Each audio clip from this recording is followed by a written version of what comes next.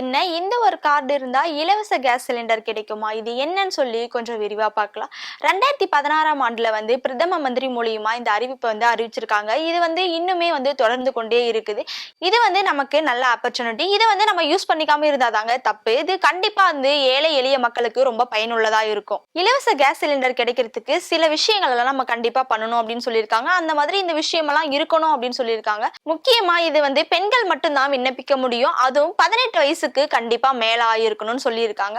இதுல என்னென்ன விஷயங்கள் எல்லாம் வேணும் அதை அப்ளை பண்றதுக்கு அப்படின்னு கேட்டீங்களா? ஆதார் கார்டு, ரேஷன் கார்டு, நம்மளோட வங்கி கணக்கு எண், அப்புறம் ஐஎஃப்சி கோடு, இதெல்லாம் இருந்தாதான் அது அப்ளை பண்ண முடியும். அதாவது நான் சொல்லியிருந்தேன் பாத்தீங்கன்னா, Aadhaar card, ration card, IFSC code, வங்கி கணக்கு எண், அதெல்லாம் சொல்லியிருந்தீங்களா? அதை எடுத்துட்டு போயிட்டு நம்ம இலவச கேஸ் சிலிண்டர் வழங்கியிருக்காங்க அப்படின்னு சொல்லி மக்கள் கணினி மையத்துல சொன்னோம் அப்படின்னா நமக்கு அப்ளை பண்ணி கொடுப்பாங்க. அந்த கார்டும் குறிப்பிட்ட கொஞ்ச நாளைக்குள்ளேயே நமக்கு வந்துடும்.